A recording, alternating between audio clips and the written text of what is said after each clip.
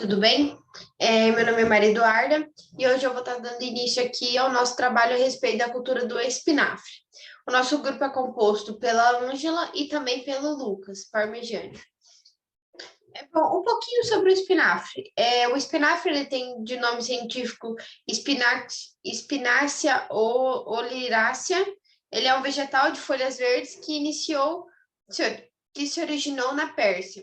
Ele pertence à família do amaranto e está relacionado diretamente com a beterraba e também com a quinoa. Ele é muito consumido nos Estados Unidos e também na Europa. A temperatura para que ele seja cultivado de forma excelente é entre 15 e 21 graus. Ele geralmente é consumido em duas formas, o baby ou mini espinafre, ou seja, as folhas dessa hortaliça elas são colhidas bem mais jovens antes do ponto tradicional de colheita. Essa planta é uma planta que possui flores masculinas e femininas. Dessa forma, elas mesmas são responsáveis pelo seu desenvolvimento e proliferação desse vegetal. Ou seja, entre elas, na mesma planta ali, existe a fecundação.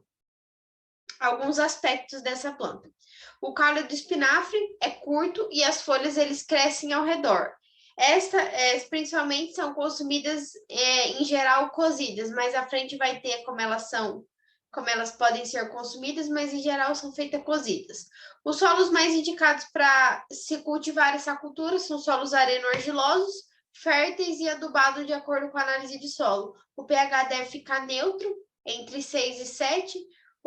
No Brasil, o plantio é feito normalmente entre março a julho.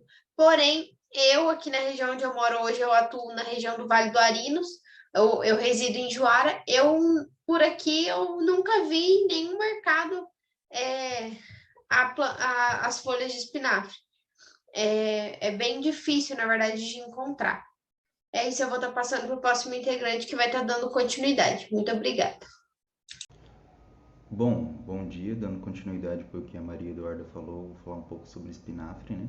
E no caso do plantio, e há duas hortaliças conhecidas como espinafre, que o mais encontrado no Brasil é o espinafre Nova Zelândia, e a planta ela produz grandes folhas carnosas, né? De coloração ela verde escuro, bem forte. E em geral, se utiliza-se de 3 a 4 gramas de semente por metro, no caso do plantio, né? Quadrado por sementeira. E as mudas, elas, antes de serem transplantadas, né? Elas têm que possuir de 4 a 5 folhas e antes de ser transferidas, né, para o local definitivo. E recomenda-se que a semeadura seja em bandejas, né, para posterior transplantio das mudas. E também, se possível, e também é possível enraizar os seus ramos cortados pela base e suas folhas devem ser colhidas antes que elas floresçam, ou antes que elas emitam o pendão e formem flores, né? O espaçamento entre covas ele é de 0,40 a 0,40 metros por planta, né? Onde são colocadas de 3 a 4 sementes. Há espaçamentos que podem ser menores, né? Isso vai depender do manejo, da irrigação e da finalidade que você vai estar utilizando o coentro, né? Se é só para cultivo em casa mesmo, ou se é um cultivo comercial, né? Em larga escala. Aí se utilizam às vezes espaçamentos menores, né? Isso vai depender também da irrigação e as condições de solo. A colheita ela deve ser realizada de 40 a 60 dias após a semeadura e as folhas elas têm que ter cerca de 25 a 32 centímetros de comprimento e apresentando essa coloração verde escura, né, que é da característica do espinafre. Bom, sobre época e regiões para plantio, pode ser cultivado numa faixa de temperatura que ele produz melhor em temperaturas mais amenas, em torno de 15 a 25 graus mais ou menos. Com resistência ao calor, ele tipo, não tem muita. Ele, com resistência ao calor e não tolera muito o frio excessivo também. E no caso da época mais recomendada para o plantio, isso depende de região. Mas no caso por exemplo, da região sul é de entre fevereiro e setembro, na região sudeste é entre fevereiro e setembro, Nordeste, março e agosto, Centro-Oeste, março e agosto também, e na região Norte, entre março e maio. Esse início da colheita é após, o início da colheita é após de 60 a 80 dias, né? Bom, agora em relação às pragas e doenças, o espinafre, ele é uma planta bem rústica, né? Então ele é uma planta que apresenta uma resistência maior a pragas e doenças. É, ela tem uma sensibilidade um pouco no caso de fungos, né? E no caso por ela ter essa tolerância, ela ser uma planta mais rústica, né? Para o controle de pragas, deve ser feito ali semanalmente. Às vezes você pode fazer até um controle com uma forma mais natural. Por exemplo, uma forma que alguns produtores orgânicos utilizam é um fumo de corda. Você corta ali entre 15 a 20 centímetros, mais ou menos, e mergulha em 1 litro de água e você deixa curtir durante 24 horas. Após esse período, você, a cada 19 litros, né, que é o tamanho mais ou menos de uma bomba costal, você coloca 500 ml daquele líquido que você deixou curtindo com fumo. E esse método, né, mais natural de fazer o controle é mais por causa dos pulgões, né, fazer o controle dos pulgões que atacam a cultura do espinafre, e é um método mais orgânico, né, de se fazer o controle de pragas, ao invés de utilizar inseticidas, mas se for o caso, que sejam inseticidas também homologados pelo MAPA, né, e que tenham certificado para a cultura e tenha que ter o cuidado também com a questão do residual também desses produtos, né. Mas normalmente esse tipo de produto, né, normalmente é da forma mais orgânica, né, de preferência, até porque tem um ganho, né, maior, né, econômico, um retorno, agrega mais valor a esse tipo de produto, né, que são orgânicos e não utilizam esses químicos. Mas agora variedades híbridas são muito resistentes às doenças e temperaturas bastante elevadas no caso, né? E no caso é muito importante você fazer a escolha da variedade a ser plantada e se deve levar em consideração principalmente as medidas de temperatura, né? E no caso do espinafre, que é em torno de 15 a 25 graus, ou tem alguns outros falam de 13 a 20, não ser lugares muito quentes, né? Senão a planta ela vai acabar acelerando seu processo vegetativo, né? E ela vai estar crescendo mais rápido e estar florescendo mais rápido, um período mais rápido. E então se deve escolher bem essa cultivar, né? A depender da sua região. E a necessidade também da resistência maior a algum tipo de praga, né? Que possa atacar naquela região. No caso, você vai fazer o estudo de caso, ver o que tem mais incidência ali na sua área para você estar fazendo o controle e também você está podendo escolher a cultivar que vai estar desempenhando um melhor papel ali, né? E ter mais preparada pro ambiente também para as pragas que estão ali no local. Bom, agora falando sobre os tratos culturais do espinafre, bom, as regras diárias, né, se fazer a irrigação do, dos canteiros, ou irrigação nas sementeiras e adubação de cobertura e após o transplante das mudas para o local definitivo, né? Que é no caso se realizar as adubações de cobertura, após o transplante das mudas para o local definitivo também está fazendo essas adubações, parcelar elas pelo menos em 4 vezes. E além disso, a adubação ela deve ser reforçada após cada corte da planta também. Mas observando tais aspectos dessa cultura, é relevante estudar também as adubações de plantio, conforme o que você vai escolher para fazer, porque para definir o que você quer ganhar de produção, seja quantitativa, né, ou se ela é qualitativa, né, no caso, se você quer uma maior produtividade, no caso, se o seu intuito é ter uma grande produtividade para vender para outros mercados consumidores, ou se é para consumo seu ou local mesmo, porque dependendo da fonte, no caso, se for utilizar as fontes convencionais, por exemplo, de NPK, em relação à matéria orgânica, né, de utilizar compostos orgânicos, No caso dos compostos orgânicos, a produtividade é um pouco menor. Só que em relação às fontes convencionais de NPK, com a matéria orgânica você vai ter uma maior acúmulo de massa seca, vai ter um maior acúmulo de vitaminas e componentes minerais. E no caso das fontes convencionais como de NPK, né, utilizando, por exemplo, o MAP, né, como fonte também, se observa que você vai ter uma maior produtividade, mas esses componentes que eu acabei de mencionar, né, em menor quantidade, né, no caso da parte da matéria seca. No caso, por exemplo, de se utilizar adubação com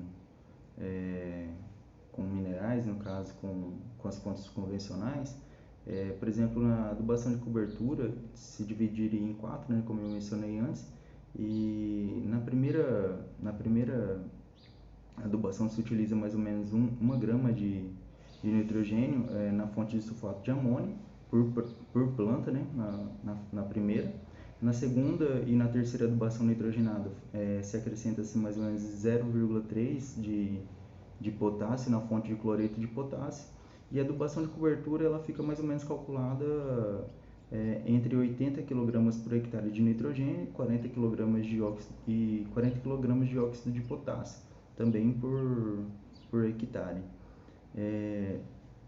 E também o terreno ele deve ser limpo, né, também em relação aos tratos culturais, se deve fazer a limpeza do terreno, porque uma das principais também competição também é a competição com plantas daninhas, né?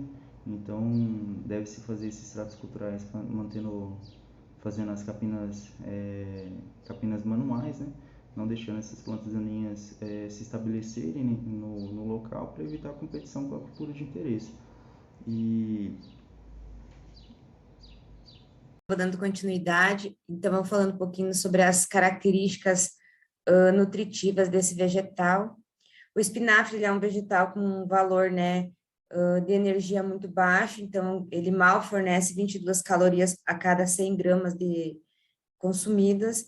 Então, como de costume nos vegetais, o componente principal do espinafre também é a água, e ele pode atingir 92% do seu peso. Então, o seu teor de carboidrato, ele é muito baixo, ele é em torno de 1,2%. Então, esse teor de fibra, ele é notável, em torno de 2,7%.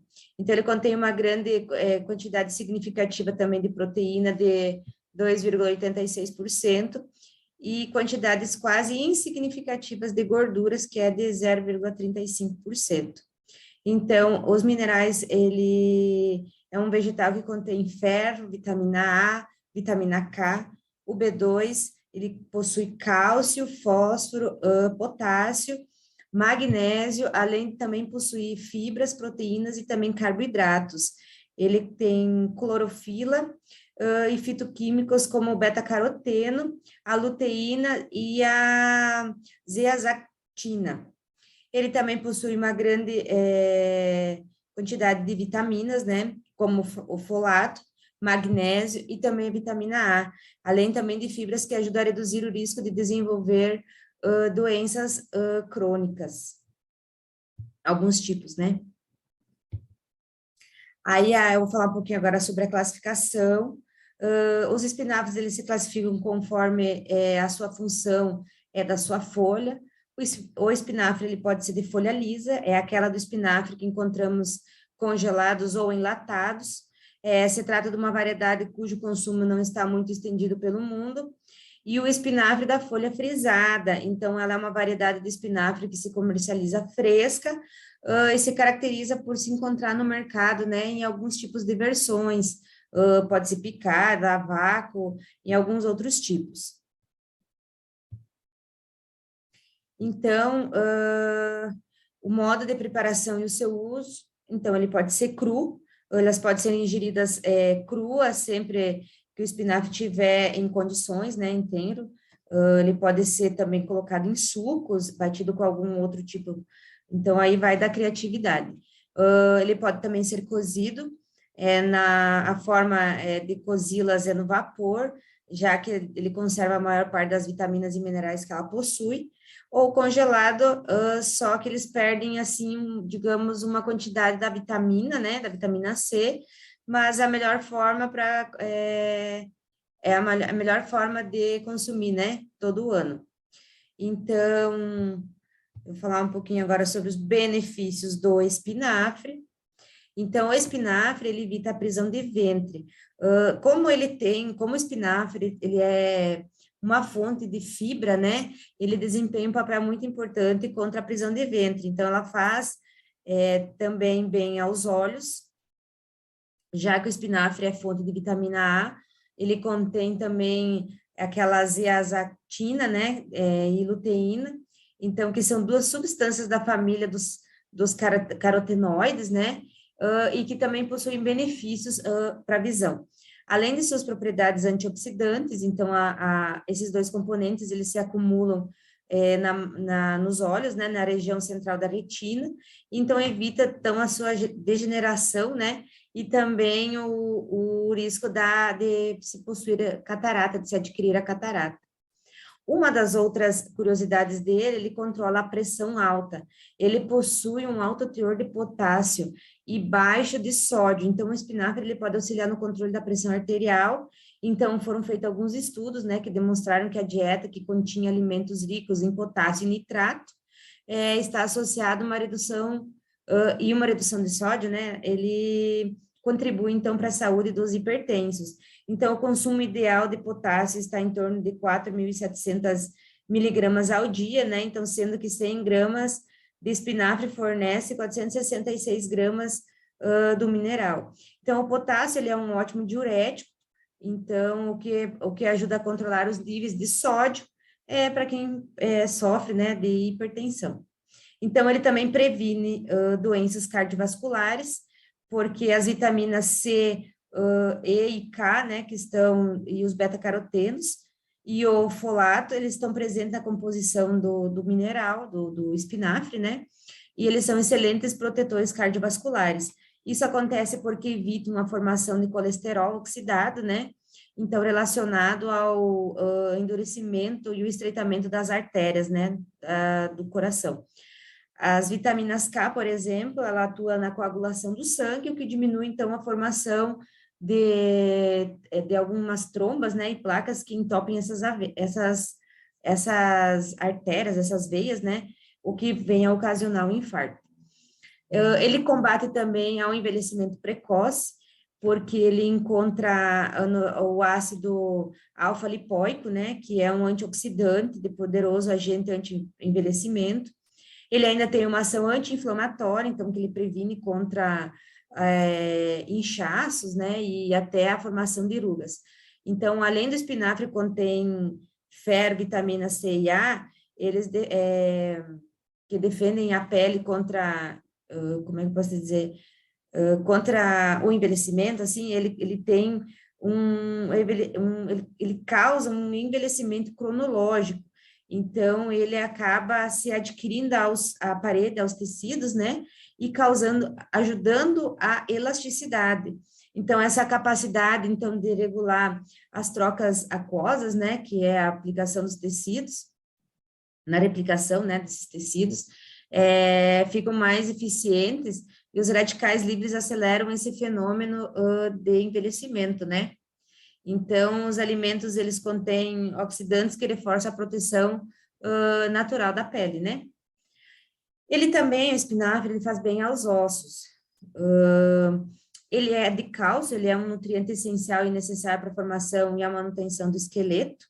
Então, o consumo de cálcio previne doenças como osteoporose, então, que envolve, como é que eu posso dizer assim, o que envolve a perda do mineral osso, né? Então, deixando o organismo suscetível a fraturas. Então, o espinafre, ele é considerado uma fonte de cálcio, que juntamente com a ingestão de produtos lácteos, né, contribuem para o suprimento necessário. Além de rico em vitamina K e fósforo, é importante que, da saúde dos ossos, né, possui também um complemento chamado sulforafano. Então, ele auxilia a diferenciação dos osteoplastos, né, das células lá, e que compõem a matriz óssea, então realizam a reabsorção e a remodelagem óssea. Ele também é indicado para quem tem problema com anemia, então, por possuir um valor significativo de ferro e de ácido fólico, né? Então, são nutrientes esses presentes no espinafre. Ele ajuda para quem tem anemia. Então, em condições de saúde, o que ocorre é quando uma hemoglobina no sangue está baixa, normal, ele dificulta, né, o transporte de oxigênio.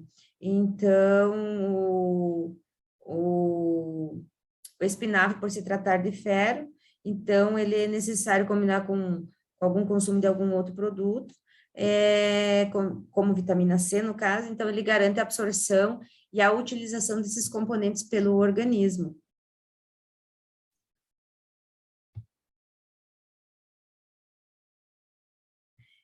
Aí, as precauções do seu uso, então, deve-se tomar um pouquinho de cuidado, como o espinafre, ele pode conter, como é que posso dizer assim, ele é um alimento, né, rico em vitamina K, então o seu consumo ele deve ser moderado e controlado em pessoas que possuem e fazem uso de anticoagulantes. Então, o ideal é que essas pessoas prefiram consumi-las cru, porque ele pode ter pode causar alguma sobrecarga no organismo, né? Então, como ele possui oxalato, né? Então, o espinafre, ele possui 750 gramas desse oxalato. Então, ele tem uma ligação direta com causa de pedra nos rins em pessoas que usam esses, como é que eu posso dizer assim, esses reguladores, né? Então, até aqui é o nosso trabalho. Agradeço a todos, obrigada.